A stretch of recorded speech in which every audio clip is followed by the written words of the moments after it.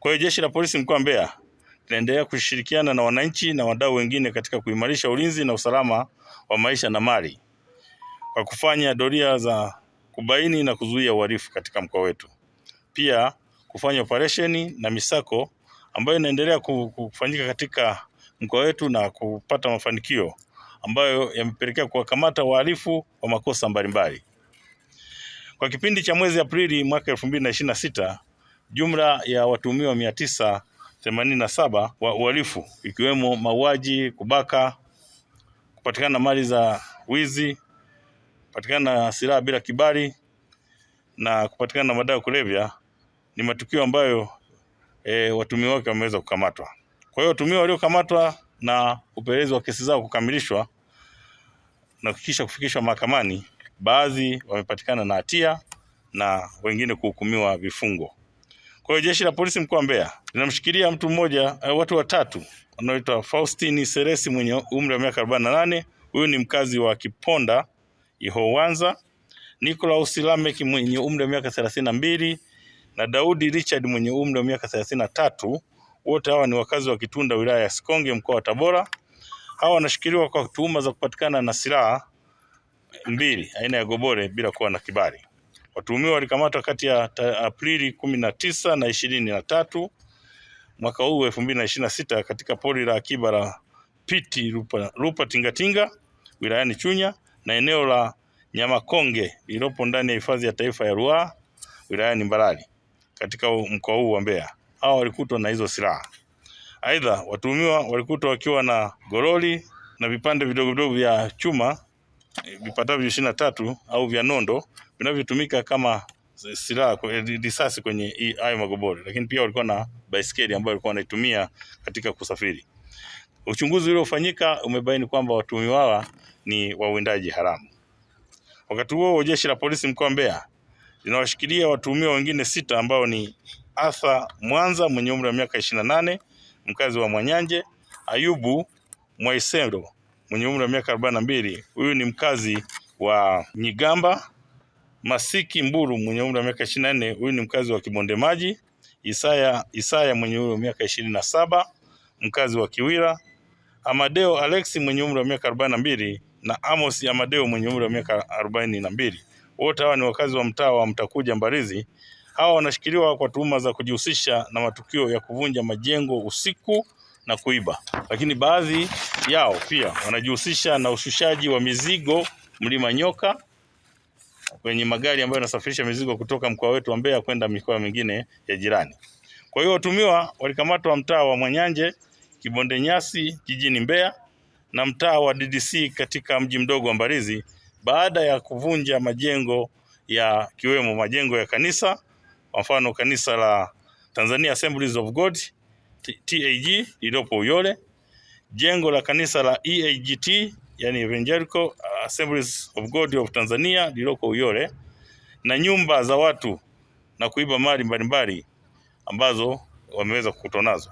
Kwa hiyo watuhumiwa walikutwa na mali hizo ambazo zimeibiwa ikiwemo television za aina mbalimbali, redio za aina mbalimbali au aina tofauti, speaker za redio, microphone, booster, mixer, magodoro, vinywaji vikali aina mbalimbali, simu za mkononi, laini za simu na vifaa mbalimbali ambavyo walikuwa wakitumia kuvunjia majengo hayo. Sambamba na hayo, kwa kipindi cha mwezi Aprili mwaka 2026, jumla ya watuhumiwa 15 hawa walikamatwa wakiwa na dawa za kulevya aina ya bangi kilo 3.19 na watuhumiwa 15 walikamatwa wakiwa na pombe haramu ya gongo almaarufu gongo au pombe ya moshi lita 160. Watuhumiwa wengine 4 walikamatwa wakiwa na bidhaa za magendo, sukari, mafuta ya kupikia lita 220, mayai ya kuku ambayo yameingizwa kutoka nchi za Malawi au nchi jirani trei 14 bila kulipia ushuru, na haya yamepigwa marufuku yasiingizwe nchini. Kwa hiyo walikuwa wanakwepa ushuru na kuingiza katika nchi yetu. Kwa kipindi pia cha mwezi Aprili mwaka 2026, jumla ya kesi zote zilizofikishwa mahakamani zilikuwa 324. Kati ya hizo kesi 130 zilipata mafanikio kwa washtakiwa kukutwa na hatia na kuhukumiwa vifungo. Aidha, kesi 164 hizi bado ziko katika hatua mbalimbali kule mahakamani zikiendelea kusikilizwa. Katika mahakama ya wilaya Chunya, kati ya zile kesi ambazo zimesema zimepata mafanikio, mtuhumiwa mmoja anaitwa Dida Elias Rupia mwenye umri wa miaka 36, huyu ni mkazi wa Stamiko wilayani Chunya, alipatikana na hatia ya kuhukumiwa kifungo cha kwenda jela maisha kwa kosa la kubaka na kulawiti alilolitenda dhidi ya mtoto mwenye umri wa miaka 8 ambaye alikuwa ni mwanafunzi wa darasa la pili.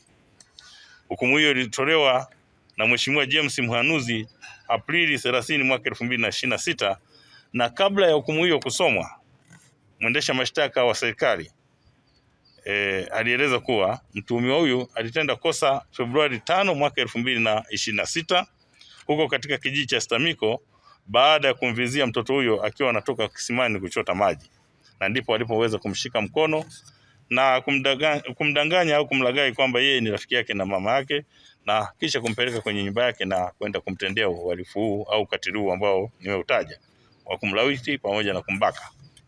Kwa hiyo mwendesha mashtaka wa serikali wakili Mwajabu Tengeneza akiwa mahakamani hapo aliweza kuiomba mahakama tukufu kutoa adhabu kali kwa mujibu wa sheria ili iwe funzo kwa wengine na kwake yeye mwenyewe ili wale wenye mawazo ya kuweza kufanya vitendo hivyo vya ukatili kwa watoto waweze kuacha. Lakini pia Jeshi la Polisi mkoa wa Mbeya limeendelea na mikakati ya kuzuia na kudhibiti ajali barabarani kwa kuhakikisha kuwa madereva na watumiaji wengine wa barabara wanapata elimu ya usalama barabarani. Madereva wanaokiuka sheria za usalama barabarani wanakamatwa na kuchukuliwa sheria au hatua kwa mujibu wa sheria. Na kwa muktadha huo, kwa kipindi cha kuanzia mwezi Januari hadi Aprili mwaka 2026, jumla ya madereva 12 hao wameweza kufungiwa leseni zao za udereva kutokana na kusababisha ajali na kutenda makosa hatarishi ikiwemo mwendo kasi na kuyapita magari mengine katika maeneo hatarishi, yani long overtaking, na kuhatarisha usalama wao, abiria na watumiaji wengine wa barabara.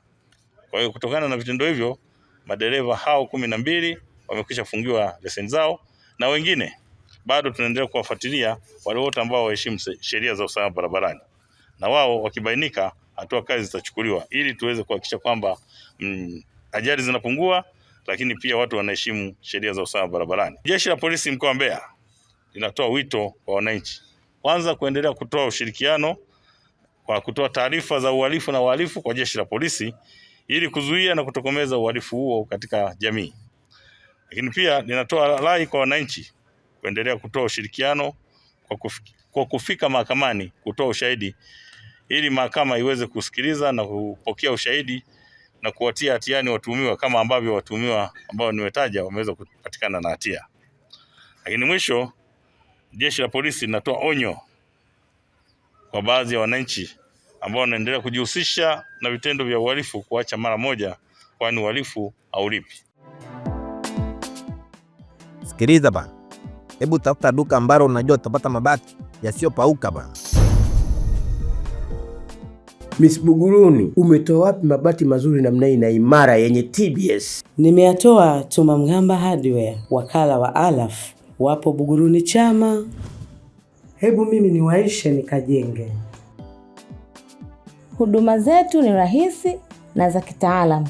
Unalipia, unapewa risiti na unachukua mzigo wako papo hapo bila msongamano. Tumamgamba Hardware sasa tunakuletea mabati yako pendwa ya Sibadumu, Covermax, Versatile, Roman Tile, Tech Deck, Racing Coat pamoja na Max Cover. Pia tuna vigae aina ya Shingo, Wave pamoja na Roman. Tumamgamba Hardware, hapa ndo nyumbani pa mabati ya Alaf. Mabati ya ukweli, bei ya kutabasamu. Kwa mawasiliano, wasiliana nasi kupitia namba 0754 300 746 au 0655 300 746. Pia unaweza kuwasiliana nasi kwa barua pepe mghambatumaini@yahoo.com. Tumamgamba Hardware, nyumbani pa mabati ya Alaf.